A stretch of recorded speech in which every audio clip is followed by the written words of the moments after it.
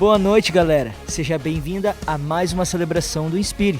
Nós somos o Ministério de Jovens e Adolescentes aqui da Igreja Safe. Então seja muito bem-vindo à nossa celebração, que hoje vai acontecer num formatinho diferente, mas tenho certeza que você vai gostar. Então participe junto conosco, comente, compartilhe esse link com o máximo de pessoas que você puder e vamos juntos adorar o Senhor, ouvir uma palavra poderosa da parte dele.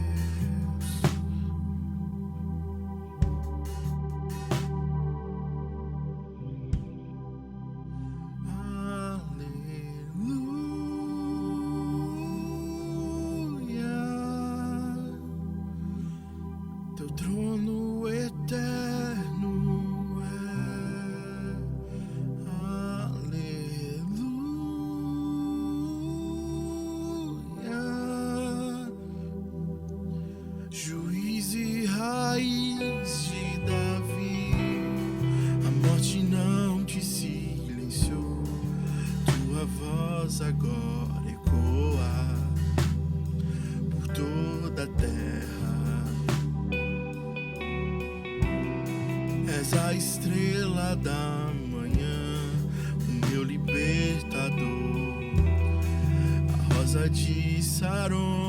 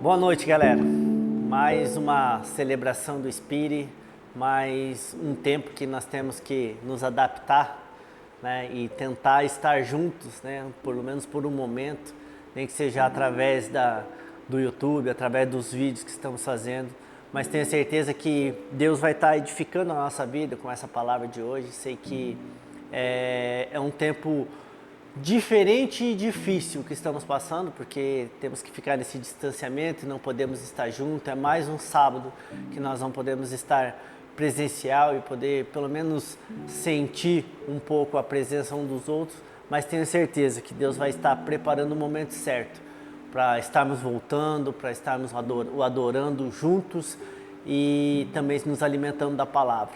Hoje Deus me deu essa semana Deus me deu um texto que está em Atos capítulo 16, do verso 9 ao 16, diz assim: Durante a noite, Paulo teve uma visão na qual um homem da Macedônia estava em pé e lhe suplicava: passe a Macedônia e ajude-nos.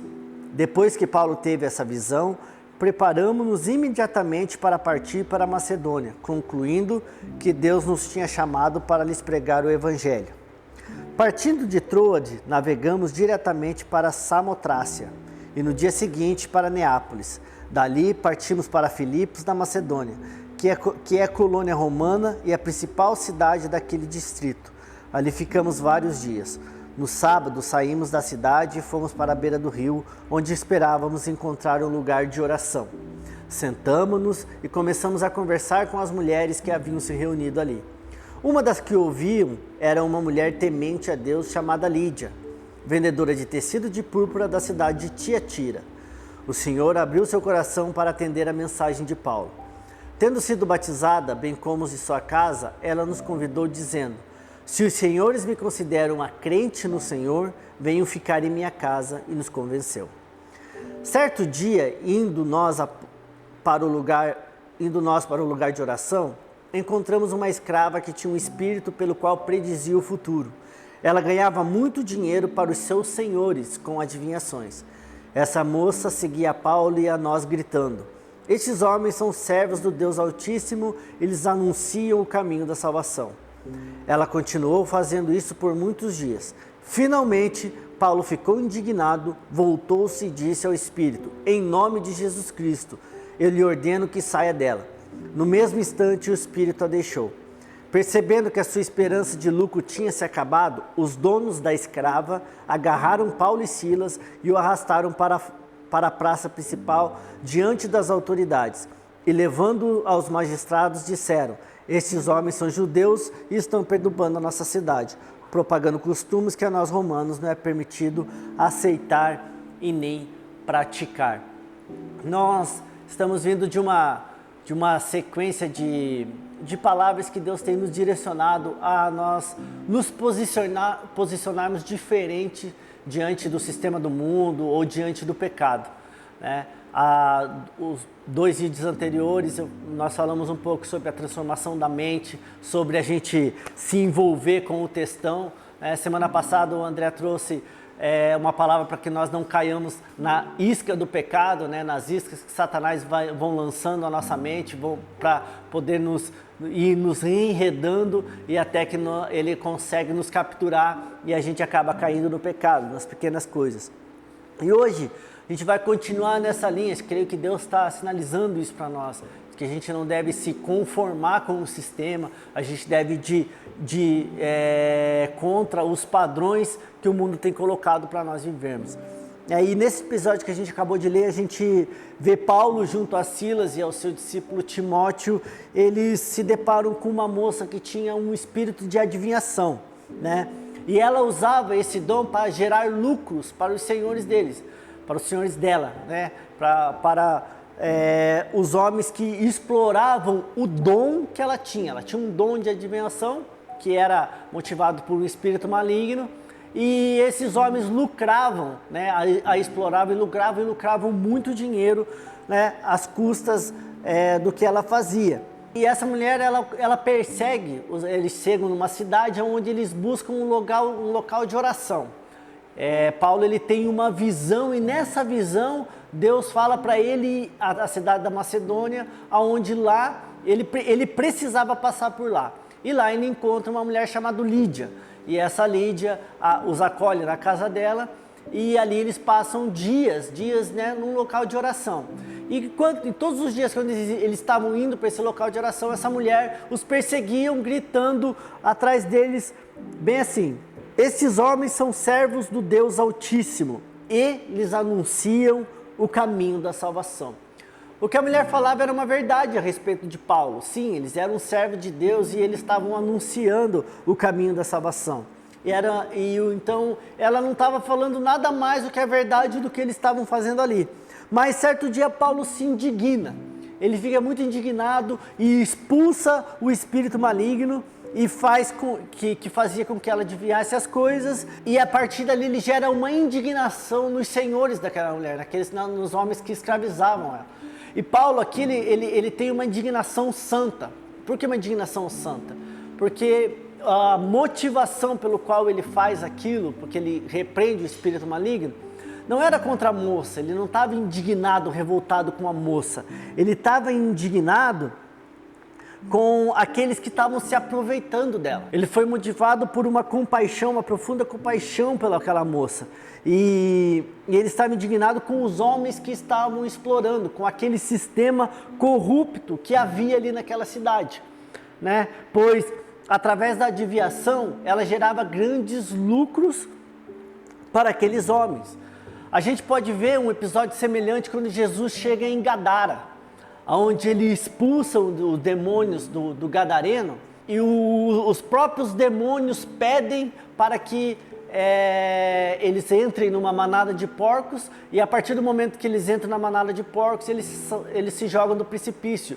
E ali Jesus acaba com também um sistema corrupto que se implantava na cidade de Gadara, e acaba com a principal fonte de renda daquele sistema corrupto daquela cidade. E Jesus é expulso daquela cidade por isso também.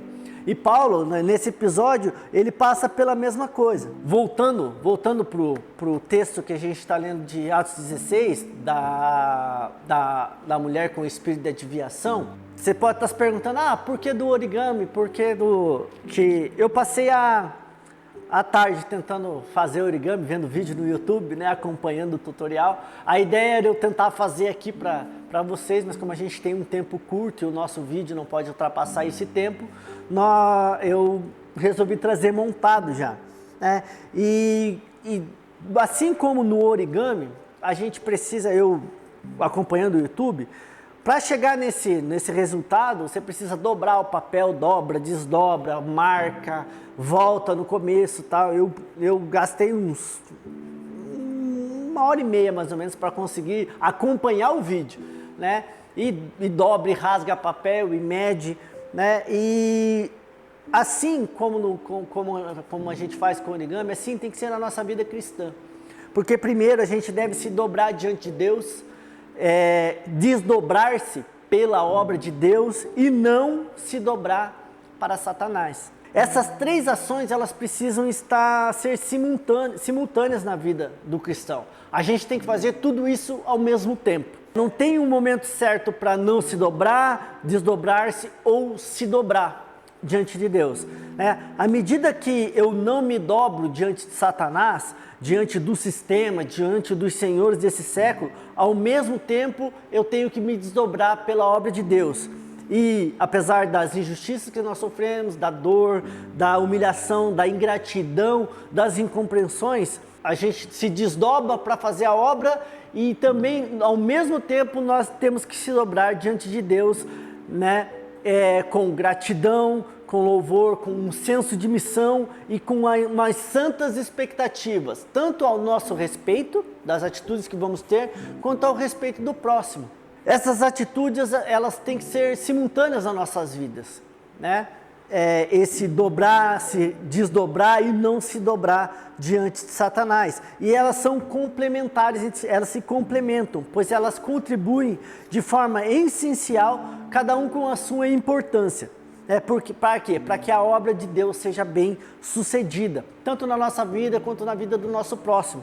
É como se nós estivéssemos em um navio em alto mar e o navio está enchendo de água. E aí nós temos que fazer 4 coisas ao mesmo tempo. A gente precisa tirar a água que está enchendo, a gente precisa tampar os buracos, a gente precisa seguir a viagem e além de seguir a viagem, a gente não pode perder o rumo, para a gente não perder o caminho. Na vida cristã também é assim, nós precisamos fazer várias coisas ao mesmo tempo. A gente precisa cuidar da nossa própria vida para que a gente não perca o rumo, porque a onda, o sistema corrupto, esse sistema que vai nos enredando, ele vai nos encharcando e jogando água em cima da gente, então a gente tem que estar se livrando de tudo isso e ao mesmo tempo a gente tem que estar tapando os buracos, ajudando outras pessoas a não se afundar e ao mesmo, para que não percam o caminho, nós não podemos perder o caminho e ao mesmo tempo nós não podemos se dobrar diante de Satanás e se entregar ao sistema que ele está propondo. É um caminho difícil? É sim, mas não é impossível. Porque foi assim na vida de Paulo, foi assim na vida de Cristo. E se Paulo disse que nós devíamos ser imitadores, como ele era imitador de Jesus, então se Jesus é o nosso mestre, nós também assim nós devemos fazer. Devemos fazer igual a Jesus. O que é essa santa indignação que Paulo sentiu? Essa indignação com o sistema corrupto essa é a acomodação que nós nos encontramos, contra a acomodação que nós nos encontramos com as más notícias ou com o pecado. Paulo ele se indigna com aquele sistema, ele não se acomoda diante daquela situação, ele não fica acomodado pensando, não, é assim mesmo.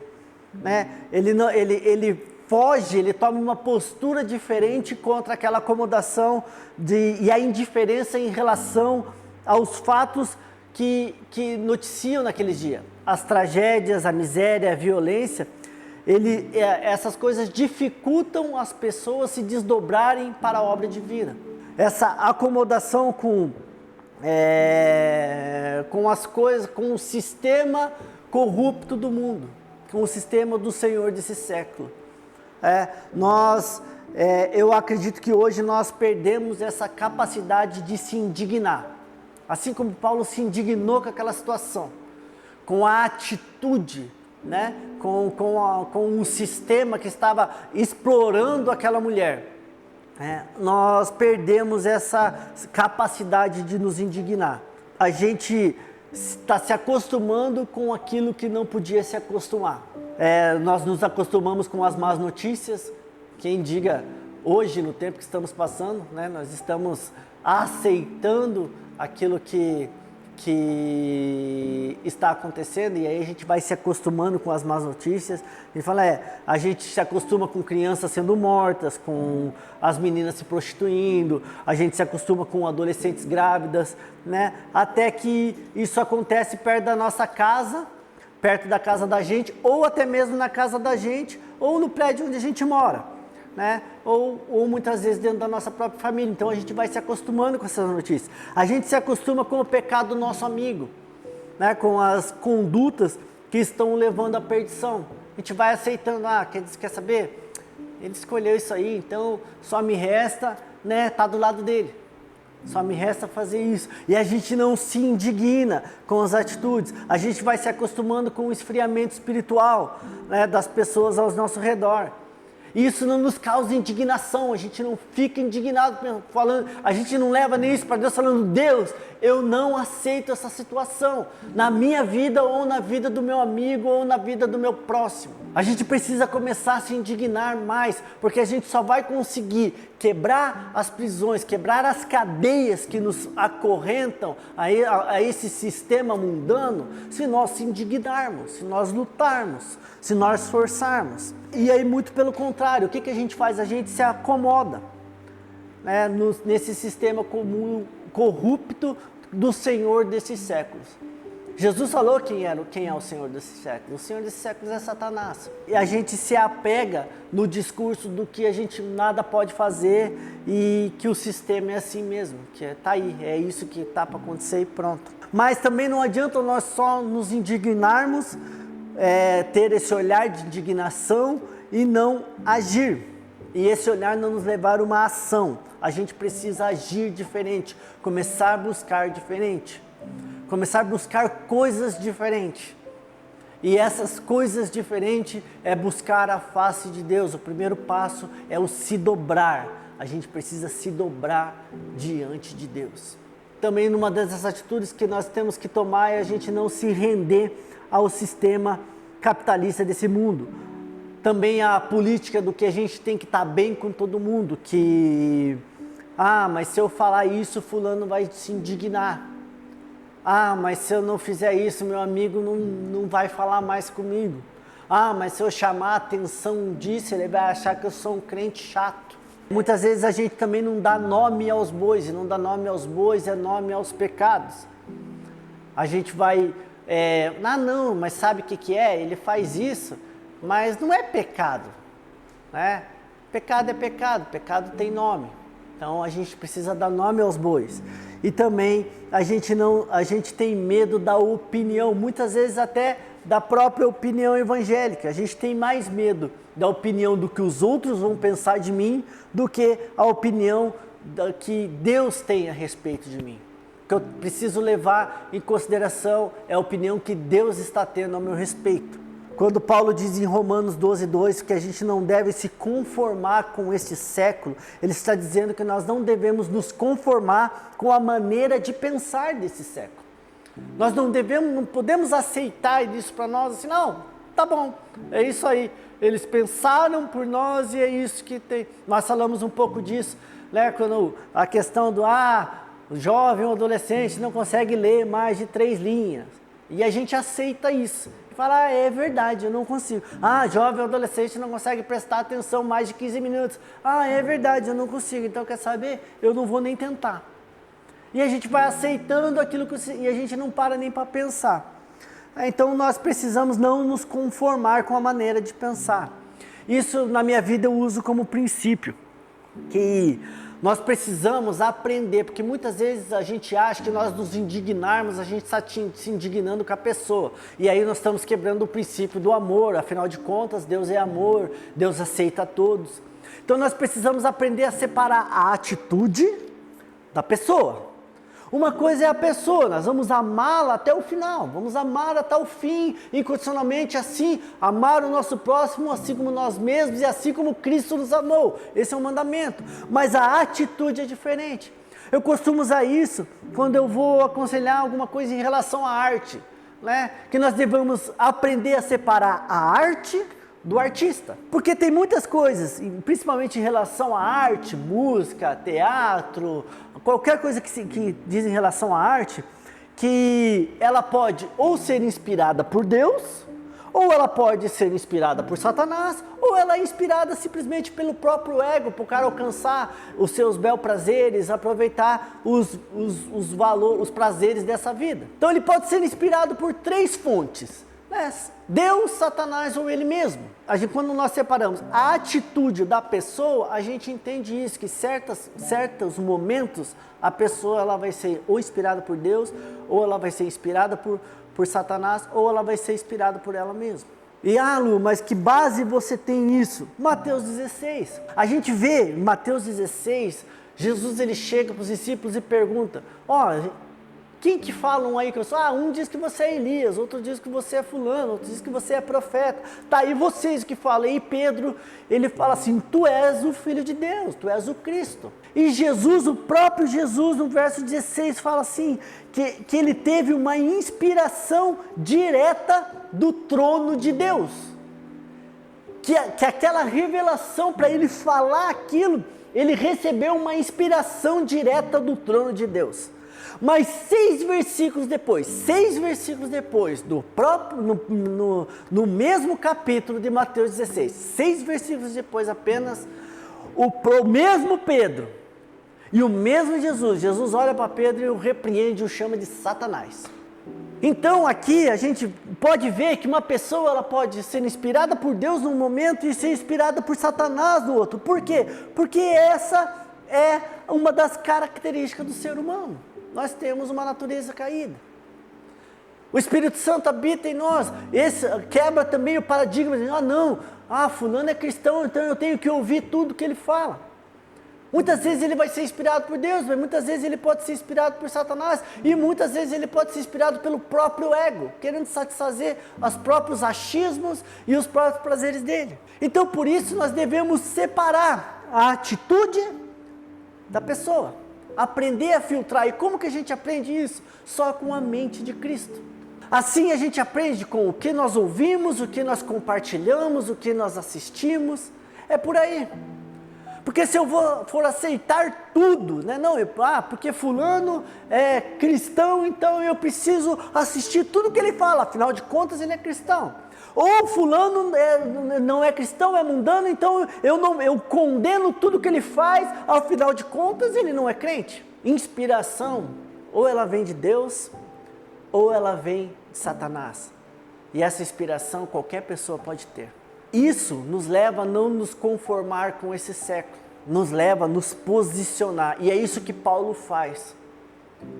Aquela mulher estava falando uma verdade, ela tinha um espírito, ela tinha um dom onde ela estava sendo explorada, e aí ela fala uma verdade. Só que daí Paulo se indigna com a situação, com o sistema corrupto, com a injustiça, com a exploração. E depois disso a gente sabe o que acontece. Eles vão lá, espancam Paulo, colocam ele na cadeia. Paulo e Silas começam a louvar o Senhor de madrugada, há um terremoto, as correntes se rompem, o carcereiro se converte, a família do carcereiro se converte, até que o carcereiro faz um compromisso diante de Paulo. Ele diz assim: eu e minha casa serviremos ao Senhor. Ele toma uma decisão. Por isso que o poder de decisão está sempre nas nossas mãos. O poder de decisão de se dobrar diante de Deus está nas nossas mãos. O poder de decisão de se redobrar, se desdobrar para fazer que a obra de Deus, para fazer que o Evangelho de Jesus se propague, está nas nossas mãos. E o poder de decisão de não se dobrar diante de Satanás está nas nossas mãos. Nós é que decidimos. Você que decide. Por isso, nós devemos nos voltar contra o comodismo. Não nos conformar com esse século, é não nos deixar levar com o cotidiano. A gente não se conforma com esse século, né, porque a gente vai se conformando quando a gente é engolido pela correria. Se tem um amigo que fala assim, correria, mano. Por que não deu? Por causa da correria, mano. Né?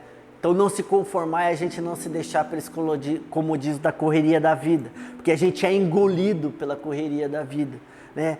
Porque afinal de contas a gente tem conta para pagar, a gente tem filho para levar para a escola, né? E a gente vai lutando pela vida numa cadeira, né? E o nosso intuito é chegar em casa, se esparramar no sofá, tomar uma Coca-Cola e falar: olha aí, o mundo está perdido mesmo. Então não se conformar com o sistema do mundo é a gente sair desse comodismo, né? Porque Jesus ele falou: se alguém quiser vir após mim, negue-se a si mesmo, tome a sua cruz e me siga. Então, se nós seguimos Jesus de verdade, a gente fala que ele é nosso mestre, a gente tem que agir como ele agiu, e a gente ir contra o sistema corrupto, mesmo que seja para uma cidade ficar contra nós. Então, nós devemos sair do comodismo, nos indignar contra o pecado e o sistema desse mundo e nos posicionarmos para se dobrar diante de Deus e da sua vontade.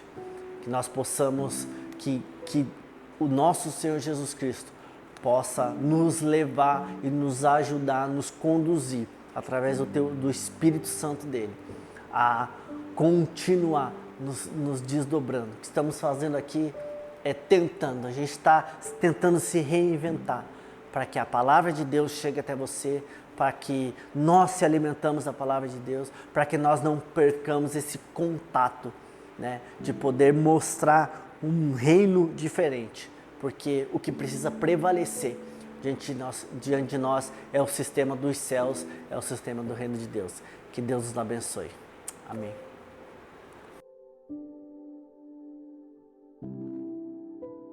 E esse foi o Spirit de hoje. Espero que você tenha gostado, espero que você tenha participado, espero que você tenha recebido muito de Deus, através do louvor, através da palavra, que você possa estar compartilhando esse link com mais pessoas, compartilhando esse vídeo com mais pessoas, para que possa alcançar mais vidas. O que você gostou, se você tem algum testemunho, deixa aqui embaixo nos comentários, escreve, para que a gente possa ter esse feedback, para que juntos a gente possa melhorar cada vez mais. Eu sei que é difícil esse tempo da distância, espero que seja breve, para que juntos e logo a gente possa estar adorando ao Senhor. Não se esqueça de se inscrever aqui no canal e ativar o sininho para que você possa receber todas as notificações de quando começar alguns vídeos, qualquer vídeo aqui da nossa casa. E não nos deixe de seguir no nosso Instagram, @InspireSafe.